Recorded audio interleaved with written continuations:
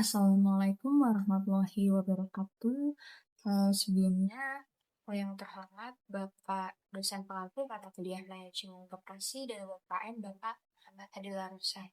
Baik, sebelumnya izinkan kami dari kelompok 4 untuk memaparkan materi hasil diskusi kami mengenai laporan CBR Manajemen Koperasi dan Usaha Kecil Menengah dengan buku yang berjudul Manajemen Koperasi dan UMKM dengan penulis Zandra Dua Nita Widodo dan kawan-kawan dan penerbitnya Yudina Bakti Persada Bandung tahun 2022.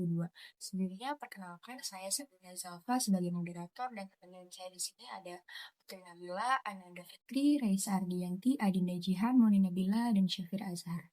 Selanjutnya materi akan dipaparkan oleh yang pertama oleh Nanda yang mencontoh penerapan tujuan CBR, lalu fondasi manajemen modern oleh Raisa, relevansi dan prinsip operasi oleh Zahra, strategi dan karakteristik UMKM oleh Jihan, adaptasi di era disrupsi oleh Noni, dan kelebihan kekurangan kesimpulan dan rekomendasi oleh Peter. Kepadanya dipersilahkan. Pertama itu ada pendahuluan dan tujuan CBR. Rasionalisasi CBR dilakukan untuk menganalisis kualitas, kelebihan, dan kekurangan buku serta kontribusinya terhadap disiplin ilmu manajemen. Selanjutnya itu tujuan penulisan. Yang satu, menganalisis dan memahami isi buku secara mendalam. Yang kedua, melatih penyusunan tulisan ilmiah yang terstruktur. Yang ketiga, untuk memenuhi tugas mata kuliah manajemen koperasi dan UMKM. Selanjutnya itu ada manfaat penulisan, yaitu yang pertama memperkaya literasi, yang kedua kedisiplinan akademik, yang ketiga itu ada kepekaan isu. Selanjutnya adalah fondasi manajemen modern. Nah, sebelum kita masuk ke materi, pertama-tama kita harus tahu nih definisi manajemen itu apa sih? Definisi manajemen itu adalah proses sistematis untuk mencapai tujuan secara efektif dan efisien melalui sumber daya manusia dan aset lainnya. Nah, gimana sih caranya kita mencapai proses tersebut? Nah, di sini kita membutuhkan yang namanya unsur manajemen. Nah, di sini unsur manajemen ada 7M plus 1I. Nah, kira-kira apa aja sih? Yang pertama itu ada man, material, mesin, money, method, market, minute, dan information. Nah, setelah kita mengetahui unsur dan definisi, kita harus tahu nih gimana sih cara kita mengimplementasikannya. Nah, mengimplementasikannya itu kita membutuhkan yang namanya POIC, yaitu di sini pertama P-nya itu adalah planning, yaitu merencanakan strategi. Nah, sebelum kita masuk ke dalam prosesnya, kita harus merencanakan dulu nih strategi apa yang kira-kira cocok dan sejalan dengan tujuan organisasi. Lalu yang kedua ada organizing, yaitu setelah kita merencanakan strateginya, kita harus membagi nih struktur organisasinya itu seperti apa, agar tidak terjadi tumpang tindih peran dan juga tanggung jawab. Yang ketiga ada actuating, yaitu pengarahan sumber daya. Jadi setelah kita merencanakan dan kita mengetahui struktur organisasinya, kita harus mengarahkan dulu nih tim kita itu gimana cara kerjanya agar sejalan dengan tujuan dari organisasi. Lalu yang terakhir ada controlling, yaitu pengendalian dan evaluasi. Jadi setelah kita merencanakan, mengimplementasikan, kita harus mengevaluasi nih kira-kira apa ada yang salah dari rencana kita atau tidak sejalan dengan tujuan dari organisasi. Selanjutnya ada relevansi dan prinsip koperasi. Yang pertama akar historis. Lahir sebagai gerakan ekonomi rakyat untuk melindungi masyarakat dari jeratan rentenir dipelopori oleh R.A. Wiryatmaja pada tahun 1896. Yang kedua, definisi berdasarkan UU nomor 25 tahun 1992, badan usaha yang berlandaskan asas kekeluargaan dan prinsip demokrasi ekonomi rakyat. Yang ketiga, prinsip operasional itu dibagi menjadi 3. Yang pertama, keanggotaan bersifat sukarela dan terbuka. Yang kedua, pengelolaan dilakukan secara demokratis.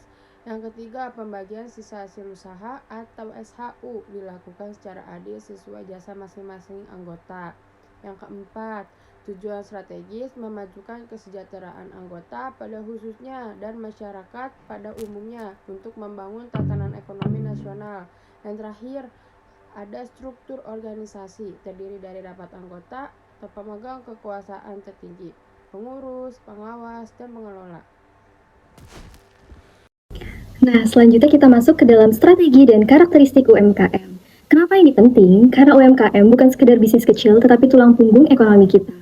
Pertama, dari sisi peran, UMKM itu safety net atau pilar utama ekonomi nasional. Karena saat krisis, UMKM seringkali yang paling bertahan, karena mereka yang memiliki peran paling nyata dalam membuka lapangan kerja luas dan membantu pemerataan pendapatan masyarakat di seluruh pelosok. Nah, lalu bagaimana nih kita membedakan bisnis yang masuk ke dalam kategori UMKM?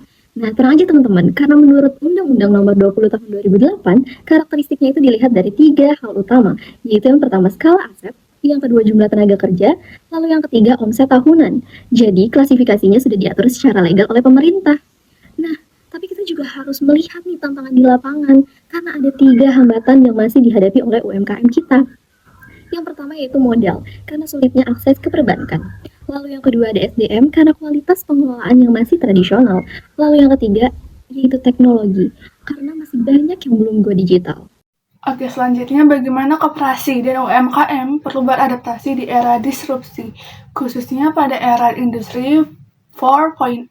Era ini ditandai dengan perkembangan teknologi yang sangat cepat dan perubahan perilaku masyarakat. Adanya disrupsi milenial menuntut koperasi dan UMKM untuk memberikan layanan yang lebih cepat, mudah, dan berbasis teknologi. Saat ini cenderung memilih layanan yang praktis, seperti transaksi digital dan pelayanan online. Selanjutnya, yang kedua, koperasi dan UMKM itu dituntut untuk melakukan adaptasi teknologi seperti penggunaan big data, lalu Internet of Things, serta sistem digital dalam operasional usaha. Hal ini bertujuan untuk apa? Untuk meningkatkan efisiensi, akurasi data, dan pengambilan keputusan bisnis. Lalu selain itu, digital marketing menjadi strategi yang sangat penting bagi UMKM dengan memanfaatkan media sosial dan platform digital. UMKM dapat memperluas jangkauan pasar, meningkatkan daya saing, bahkan menembus pasar global. Kemudian diperlukannya juga standarisasi teknologi informasi dan komunikasi. Agar apa? Agar koperasi dan UMKM dapat terintegrasi dengan ekosistem ekonomi digital secara lebih luas dan berkelanjutan.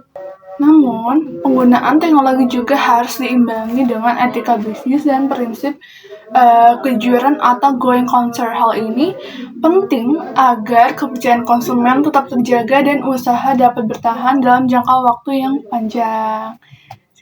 Nah, untuk selanjutnya itu ada kelebihan dan kekurangan.